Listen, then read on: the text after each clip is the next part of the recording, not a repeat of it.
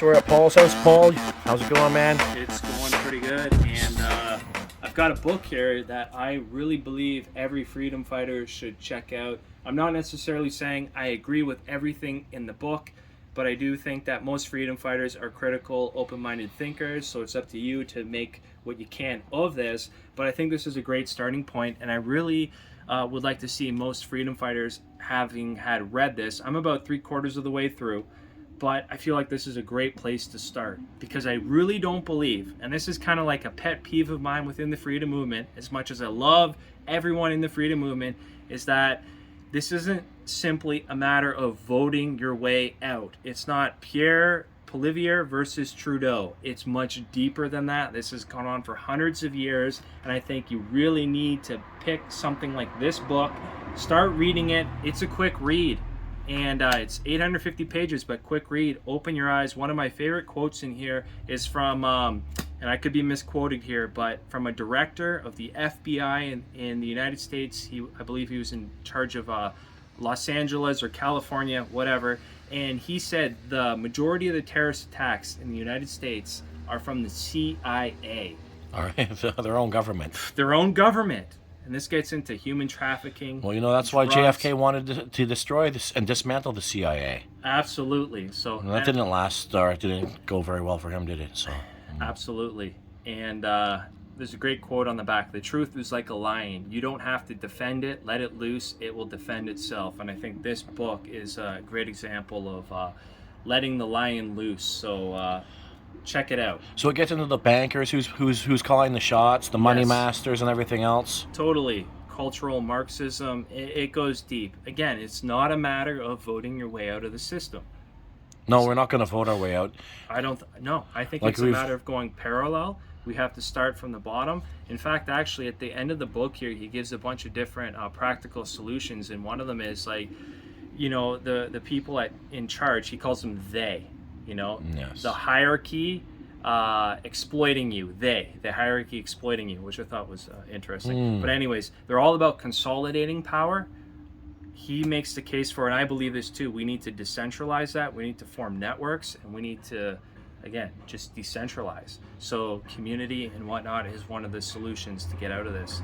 So again, that's 180 degrees. Unlearn the lies you've been taught to believe. And that right there is a very powerful statement. I'm at the point now, and I've been wondering about this. It has to do with the vaccines, because I'm not a medical professional by any means. I don't really know much about that. I've had my vaccines when I was a kid, but I did not take whatever the heck they're promoting in the last couple of years, because it was just didn't make sense. But I started hearing about vaccines. Are they good or are they bad? Do they have a use case or not?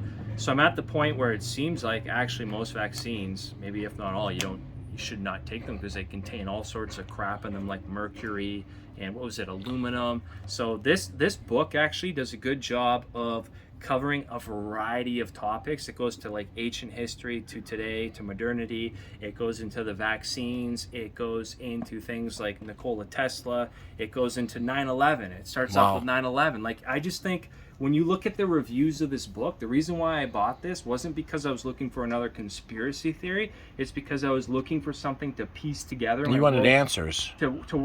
Something to piece together my worldview after it had been smashed to bits. And if you look at the reviews on Amazon, I'm not for supporting Amazon, but unfortunately that's where the only place I think you can get this from right now. Book depository, maybe, I don't know. But anyways, this book just seems to cover a really good basis. And again, to kind of summarize, I wish more freedom fighters at least have this kind of understanding, whether they agree with it or not, before we started talking about some of the potential solutions. And people have to have a background knowledge on how we've been played. And if you don't have a background knowledge on how you've been played, you're still going to get these people out there, cheering on, the next prime minister to come. Totally. And we're not voting our way out of this, like you said. This is a selection process. It's not an election process. It always has been and always will be, and until people become more aware of the system. So I agree. I think it's just a giant con job, and until we really fully realize, Randy Hillier, he had a podcast a while back, maybe a couple months ago, and I didn't watch it, but one of the things that came out of that was that he was of the opinion that government is legalized crime, and that's of course fortunately where I'm at. Of course it is. I'd love to be proven wrong. Mm-hmm. Love to be proven wrong, but that's where we're at. So again, 180 Degrees, Unlearn the Lies You've Been Taught to Believe. Great book, and check it out. There you go. Pick it up, people. Educate yourselves. And on top of that, heading out west. So tomorrow. you're going to Vancouver Island. Yeah. And look what's going with you. Yeah, I might not be able to bring all this, but I'll bring half. Yeah. Of Drew others to Victoria Island, wake them up. Last time I was Victoria there, Island, is it? Okay. Or sorry, Vancouver Island. Vancouver Island. Okay. I'm flying into Victoria. Okay. So get it confused, but I'll take some of these with me, and hopefully wake someone up. Last time I was there, I found a copy just south of Tofino. If you look that up, that's a pretty... It's in the middle of nowhere. I looked it up. Yeah, it is. But that's where Trudeau was surfing. So it's kind of funny how a copy showed up. He was surfing out there, was he? Yeah. So the waves are big. You can do some surfing?